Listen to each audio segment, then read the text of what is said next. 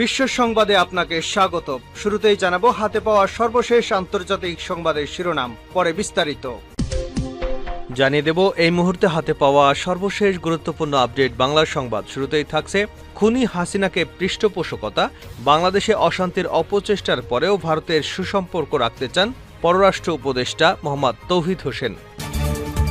এবারে জানাবো দিল্লিতে বসে হাসিনা নতুন চক্রান্তে লিপ্ত হয়েছে। বিএনপির মহাসচিব মির্জা ফখরুল ইসলাম আলমগীর বলেন, শেখ হাসিনা ভারতের দিল্লিতে বসে নতুন চক্রান্তে লিপ্ত হয়েছেন। যখন তারা মানুষের সামনে দাঁড়াতে পারে না, তখন আমাদের হিন্দু ভাইদের ঢাল হিসেবে ব্যবহার করতে চায়। এটা তাদের অপচেষ্টা, কৌশল কিংবা খেলা। জানাবো চাঁদা দাবি করায় সোনারগাঁওয়ে 2 ছাত্রলীগ কর্মীকে গণধোলাই। চাঁদার দাবিতে নারায়ণগঞ্জের সোনারগাঁও পৌরসভার বাড়িগন্ধব এলাকায় এক সিএনজি বেবি ট্যাক্সি চালককে কুপিয়ে আহত করে ছাত্রলীগ কর্মীরা। পরে এলাকাবাসী ওই 2 ছাত্রলীগ কর্মীকে আটক করে গণধোলাই দিয়ে তুলে দেয় আইনশৃঙ্খলা রক্ষাকারী হাতে। এবারে থাকছে বিএনপির পদ স্থগিতের পর বেপরোয়া বিএনপি নেত্রী শিরিন। দলীয় পদ স্থগিতের পর আরও বেপরোয়া হয়ে উঠেছেন বরিশালের সংরক্ষিত মহিলা আসনের সাবেক এমপি বিএনপি নেত্রী বিলকিস জাহান শিরিন। গণমাধ্যমে তথ্য দেওয়ার অভিযোগে তার উপস্থিতিতেই প্রতিবেশী কয়েকটি পরিবারকে হত্যার হুমকি দিয়েছে তার ক্যাডাররা। খবর পেয়ে সেনা সদস্যরা গিয়ে পরিস্থিতি শান্ত করেন। এদিকে পুকুরে ফেলা বালি অপসারণে পরিবেশ অধিদপ্তরে দেওয়া নির্দেশ মানছে না শিরিন ও তার পরিবার। জানিয়ে দেব, আওয়ামী লীগ সরকারের পতন হলেও তার প্রেতাত্মারা চক্রান্তে লিপ্ত। বিএনপির জাতীয় নির্বাহী কমিটির সদস্য শেখ রবিউল আলম রবি বলেছেন, আওয়ামী লীগ সরকারের পতন হলেও ভিনদেশীয় ইন্ধনে তাদের প্রেতাত্মা এবং দোসরা নানান অপকর্মে চক্রান্তে লিপ্ত। বিভিন্নভাবে ধর্মীয় উপাসনালয়গুলোতে নাশকতা সৃষ্টি করে বাংলাদেশের সবচেয়ে জনপ্রিয় দল বিএনপিকে দায়ী করবার ষড়যন্ত্র চলছে। জনগণকে সঙ্গে নিয়ে সব ধরনের নাশকতা প্রতিহত করতে প্রস্তুত বিএনপি। এবং সর্বশেষ জানাবো আন্তর্জাতিক সংবাদ। হামাসের রকেট হামলায় কাঁপল তেল আবিব। ইসরায়েলি শহর তেল আবিবে রকেট হামলা চালিয়েছে হামাস। মঙ্গলবার দলটির সামরিক শাখা আল কাসাম ব্রিগেড তেল আবিব শহর এবং এর আশপাশে 2টি M90 রকেট দিয়ে হামলার কথা জানিয়েছে। খবর এনডিটিভির। এতক্ষণ শিরোনাম শুনছিলেন, এবার বিস্তারিত। প্রিয় দর্শক, আপনি যদি এই চ্যানেলে নতুন হয়ে থাকেন, ভিডিওটি দেখতে দেখতে চ্যানেলটি সাবস্ক্রাইব করে আমাদের সঙ্গেই থাকুন। আর এই ভিডিও সম্পর্কে আপনি আপনার মূল্যবান মতামতটি কমেন্ট বক্সে জানিয়ে দিন। আর হ্যাঁ প্রিয় দর্শক, জানিয়ে দিন ভিডিওটি কোথা থেকে দেখছেন। খুনি হাসিনাকে পৃষ্ঠপোষকতা, বাংলাদেশে অশান্তির অপচেষ্টার পরেও ভারতের সুসম্পর্ক রাখতে চান পররাষ্ট্র উপদেষ্টা। পররাষ্ট্র উপদেষ্টা মোহাম্মদ তৌহিদ হোসেন বলেছেন, শেখ হাসিনা ভারতে দীর্ঘকাল অবস্থান করলেও দ্বিপাক্ষীয় সম্পর্ক কোনো যেন প্রভাব না পড়ে। দ্বিপাক্ষীয় সম্পর্কে কোনো প্রভাব পড়বে না, কারণ একটি দেশের সঙ্গে দ্বিপাক্ষীয় সম্পর্ক অনেক বড় বিষয়। এটি স্বার্থের সম্পর্ক। গতকাল রাষ্ট্রীয় অতিথি ভবন পদ্মায় বিদেশি কূটনৈতিকদের নতুন সরকার সম্পর্কে ব্রিফ করার পর সাংবাদিকদের তিনি একথা বলেন। ব্রিফিংয়ে 60 জনের বিদেশি কূটনৈতিক অংশগ্রহণ করেন এবং এই উপদেষ্টাদের কাছে নতুন সরকার সম্পর্কে জানতে চান। শেখ হাসিনা ভারতে থাকায় বাংলাদেশের সম্পর্কে টানাপোড়েন হবে কিনা সাংবাদিকদের এমন প্রশ্নে পররাষ্ট্র উপদেষ্টা বলেন, দ্বিপাক্ষীয় সম্পর্ক অনেক বড় বিষয়। এটি স্বার্থের সম্পর্ক। উভয় দেশের স্বার্থ আছে, কাজেই আমরা স্বার্থ বজায় রাখব এবং সুসম্পর্ক বজায় রাখার চেষ্টা করব। সাবেক প্রধানমন্ত্রী শেখ হাসিনার বিষয়ে বিদেশিরা প্রশ্ন করেছে কিনা জানতে চাইলে তিনি বলেন, এ বিষয়ে কেউ প্রশ্ন করেননি। পররাষ্ট্র উপদেষ্টা বলেন, মানবাধিকার অনেকেই উদ্বেগের জায়গা। আমি বলছি, বৈষম্য না থাকাটাই মানবাধিকারের অন্যতম উপাদান। মানবাধিকার নিয়ে কাজ করেন এমন বেশ কয়েকজন প্রতিনিধি আছেন উপদেষ্টা পরিষদে। এ থেকে বোঝাই যায় মানবাধিকার নিয়ে আপনার অত্যন্ত সিরিয়াস। কূটনৈতিকদের হতাশ না হতে বলেছি, কারণ এটি সাময়িক পরিস্থিতি। সালেউদ্দিন সাহেব একজন অত্যন্ত যোগ্য মানুষ। অর্থনীতিকে তিনি লাইনে নিয়ে আসতে পারবেন বলে আশাবাদী।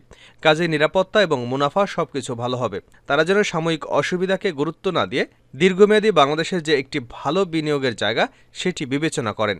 নির্বাচন নিয়ে কথা হয়েছে কিনা জানতে চাইলে উপদেষ্টা বলেন, না, হয়নি। কারণ আমি পরিষ্কার করে দিয়েছি যে এই সরকারের চূড়ান্ত লক্ষ্য হচ্ছে নির্বাচনের মাধ্যমে ক্ষমতা হস্তান্তর করা। বিদেশি মনোভাব অত্যন্ত ইতিবাচক এবং এটি তারাও জানে স্বল্প সময়ে এটি সমাধান করা সম্ভব নয়। আমরা আন্তর্জাতিক সম্প্রদায়ের সহায়তা চেয়েছি, তারা স্বাগত জানিয়েছেন, এগিয়ে এসেছেন। তারপরও আমরা বলেছি অংশীদারিত্ব চাই দ্বিপাক্ষিক এবং বহুপাক্ষীয়ভাবে।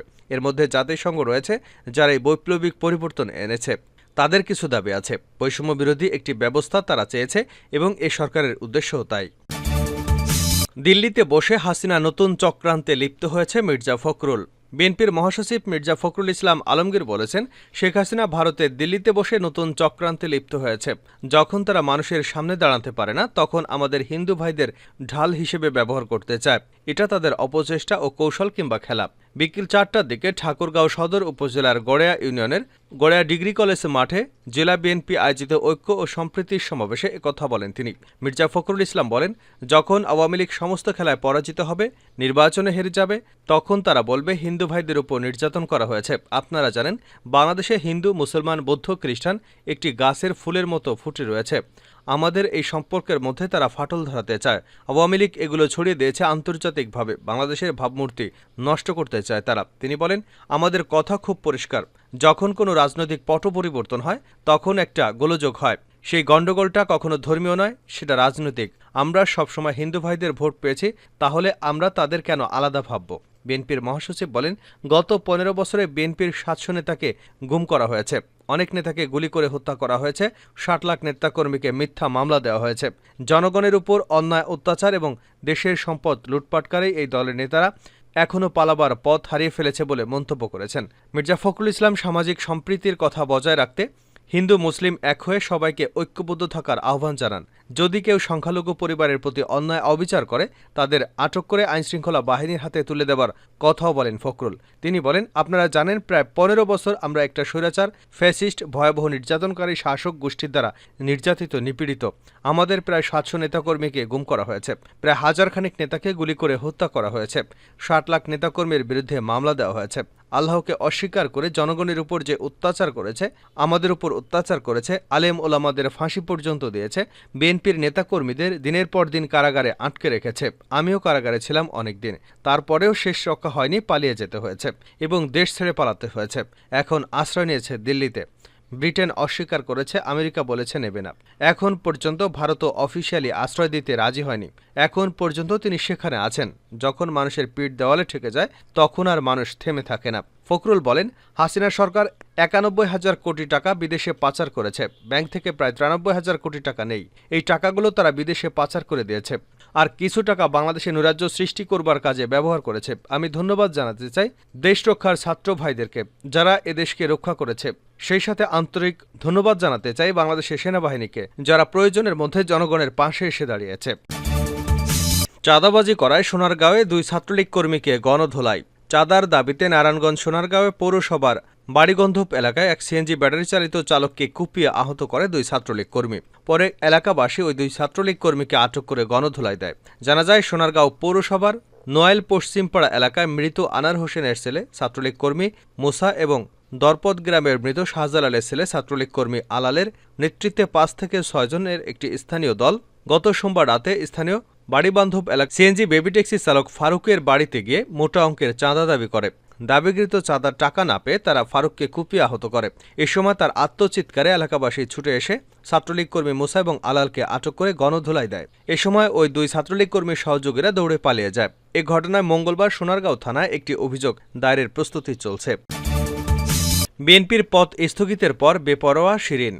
দলীয় পদ স্থগিতের পর আরও বেপরোয়া হয়ে উঠেছেন বরিশালের সংরক্ষিত মহিলা আসনের সাবেক এমপি বিএনপি নেত্রী বিলকিস জাহান শিরীন। গণমাধ্যমে তথ্য দেওয়ার অভিযোগে তার উপস্থিতিতেই প্রতিবেশী কয়েকটি পরিবারকে হত্যার হুমকি দিয়েছে ক্যাডাররা। খবর পেয়ে সেনা সদস্যরা গিয়ে পরিস্থিতি শান্ত করেন।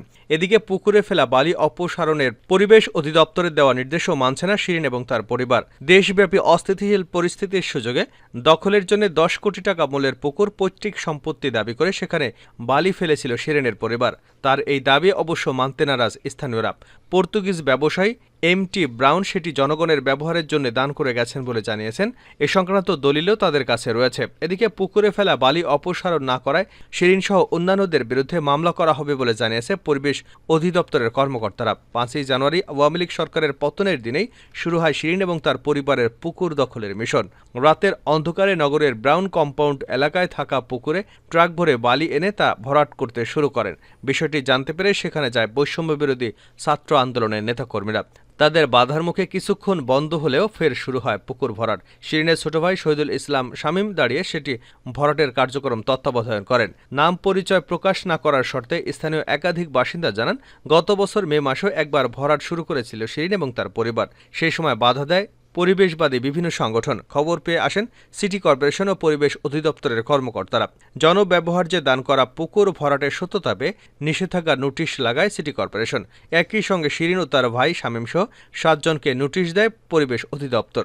গত বছরের জুন মাসে দেওয়া ওই নোটিশে পুকুরে বালি ফেলা অপসারণ এবং তা না করলে মামলা করা হবে বলে ওই নোটিশে জানানো হয়। তবে গেল বছর অনুষ্ঠিত সিটি নির্বাচনে সাবেক প্রধানমন্ত্রী শেখ হাসিনার ফুফাতো ভাই খোকন ছেনিয়াবাত মেয়র হবার পর পাল্টে যায় দৃশ্যপট। বিএনপি নেত্রী হয়ে খোকন পরিবারের সঙ্গে ঘনিষ্ঠতার সুযোগের ছায়ায় ক্ষমতা পেয়ে যায় শিরিন, আর তার ভাই শামীম সহ পুরো পরিবার ওই নির্বাচনে কাজ করে নৌকার পক্ষে। ফলে মামলার বিষয়ে আর এগোতে পারেনি পরিবেশ অধিদপ্তর। তবে হাসিনা সরকারের পতনের পর দেশব্যাপী চলা অস্থিতিশীল পরিস্থিতির সুযোগে শিরিনের পরিবার ওই পুকুর দখলের চেষ্টার খবর দৈনিক যুগান্তর সহ বিভিন্ন গণমাধ্যমে প্রকাশ হলে অ্যাকশনে যায় বিএনপি। শেষ করছে আন্তর্জাতিক সংবাদ দিয়ে। হামাসে রকেট হামলায় কেঁপে উঠল তেল আবিব। ইসরায়েলি শহর তেল আবিবে রকেট হামলা চালিয়েছে হামাস। আজ মঙ্গলবার দলটির সামরিক শাখা আল কাসাম ব্রিগেড তেল আবিব শহরে এবং এর আশপাশে দুটি M90 রকেট দিয়ে হামলা করবার কথা জানিয়েছে তারা। খবর এনডিটিভির। সামাজিক মাধ্যম এক্সে করা এক পোস্টে ইসরায়েলি বিমান বাহিনীও হামাসের রকেট হামলার বিষয়টি নিশ্চিত করেছে। তারা বলেছে, কিছুক্ষণ আগে গাজা উপত্যকা থেকে একটি রকেট উৎক্ষেপণ করা হয়, যা দেশের কেন্দ্রে সামুদ্রিক অংশে পড়েছে। একই সময় আরেকটি রকেট উৎক্ষেপণ শনাক্ত করা হলেও তা ইসরায়েল পর্যন্ত পৌঁছায়নি। ইসরায়েলি সংবাদ মাধ্যম জানায়, তেল আবিবে বিস্ফোরণের শব্দ শোনা গেলেও কোনো হতাহতের খবর পাওয়া যায়নি। এদিকে মঙ্গলবার গাজা উপত্যকার মধ্যে দক্ষিণাঞ্চলে ইসরায়েলি বিমান হামলায় 19